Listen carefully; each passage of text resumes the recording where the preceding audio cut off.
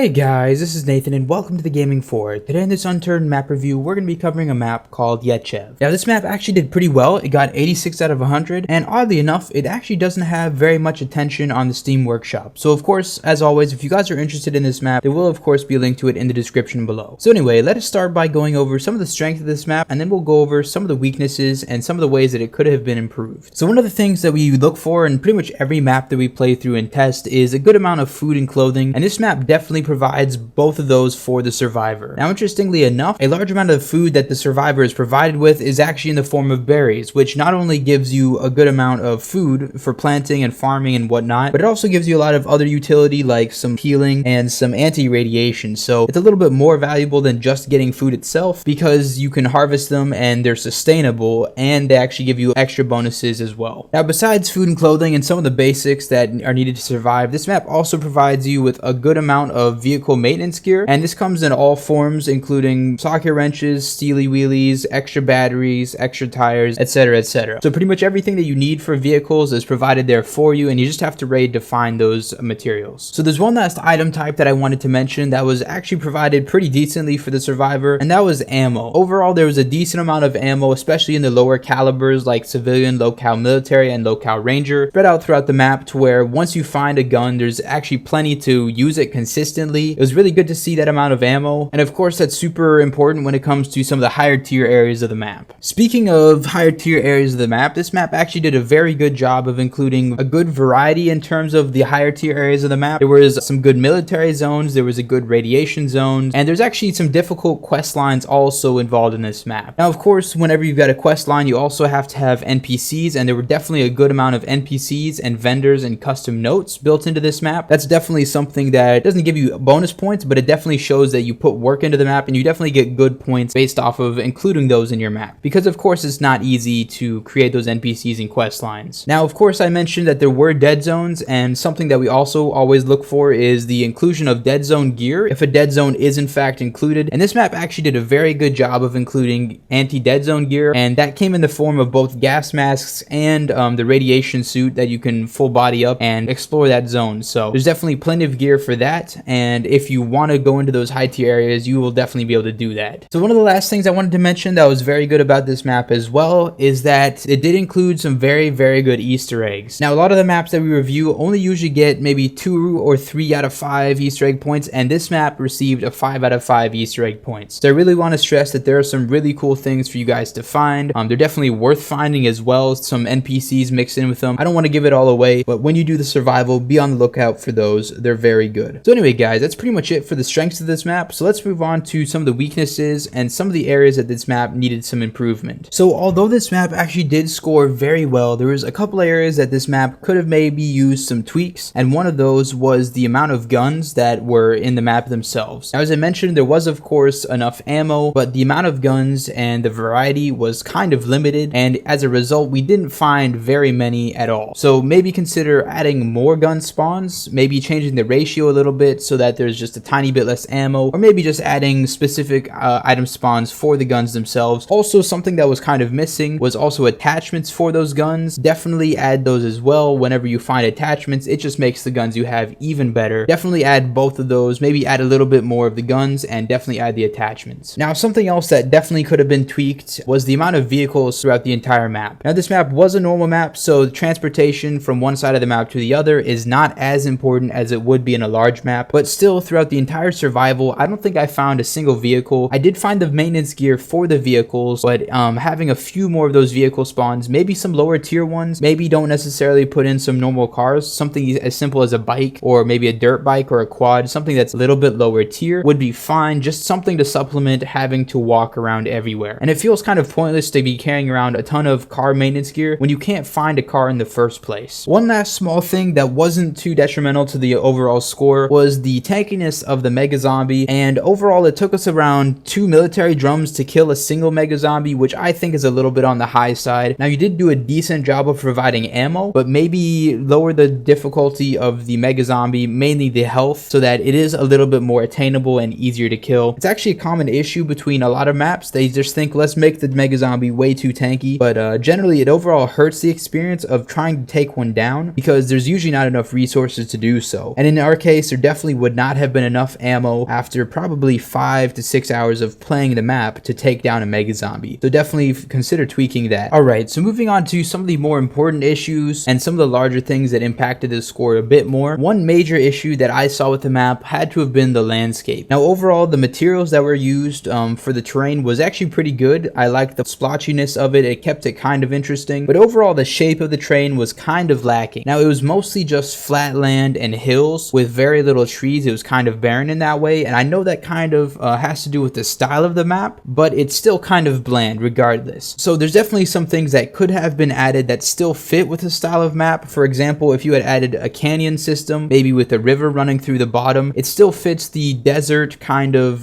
destruction landscape, but at the same time it's more interesting than just flat and rolling hills. Also, the inclusion of any kind of like upward mountains, those exist also in those kinds of landscapes. That would have improved the landscape a lot more as well. So overall, that was kind of a larger issue that I saw. The landscape was really just boring. And I know you kind of attempted to add a special structure with the wolf cave, but overall I found that structure pretty janky. And that actually leads me into one of the second major issues. So I had some huge issues with some of the locations, mainly the main city and the wolf cave. So the issue I had with the wolf cage is overall the boulder work that was done there was kind of janky. There was a lot of odd angles, and overall it just seemed kind of shabby. There's a lot better ways to do what you're trying to do. Secondly, with the wolf cave, also there was a dark zone inside of that, which was fine, but the unfortunate thing is that the dark zone extended to above the cave, and there's actually a lot of viable space up there to where it would be great to make a base in that area if you had some sort of helicopter or other flying vehicle. Now with the dark zone extending above the cave, that area is actually in a dark zone, and it really does not make sense for it to be in the dark zone. So definitely fix that. That one at least is easy, but the overall design of the cave itself I feel like just needs to be reworked. The other major location that I had issues with was the main city, and here's my issue with the main city. All throughout there was a lot of skyscraper office buildings, and they were at weird angles. They were at really weird angles, almost like the place was completely destroyed. But the issue with it is it's super non-realistic. Even an earthquake is not going to be knocking buildings completely flat on their sides, especially the skyscrapers. And I enjoyed this sort of overgrown, the destroyed kind of feel, but there's other ways to do that besides making your buildings at weird angles. One of the worst cases that I saw was there's a building that was like literally upside down. It was face into the ground, and the issue with that is the bottom of the building doesn't have a hitbox in its walls. You can see exactly through it, and I see that as a huge structural issue. It's super shabby. It's something that you should definitely avoid. Anytime that you have see-through objects, you should try to avoid those as much as you can. So obviously I had a lot of huge issues with that. Also, because of the nature of the city, there's a ton of apartment buildings and a ton of offices. That area was obviously kind of hard to detail, and because of it, a majority of those knocked over buildings had very little to no detailing in them, which overall decreased the amount of detailing throughout the entire map, and there's actually a decent amount of points lost because of that. So anyway, those were some of the major issues that I saw, mainly with the styling of the map, not necessarily the gameplay. The gameplay was pretty solid. It was pretty survivable. It was quite enjoyable even, but those were some of the major issues, and hopefully you can rework that maybe in another map or a revision of the current map to where it just flows a little bit better. So anyway guys, that's pretty much it for the strengths and the weaknesses of the map. Obviously it scored very well regardless of the weaknesses, so if you guys are interested, once again there will be a link to the map in the description below. Also, I want to mention this is in fact the last map that we have on our map review list. I've talked about what we might do in the future and some of the Twitch streams that I've done, and I think we will try to revive the map review series sometime in the future, but I will definitely put out a separate video with more details on that when the time comes to actually revamp the series. So anyway guys, thank you so much for watching. Please like this video if you enjoyed it, and please subscribe if you want to see some more.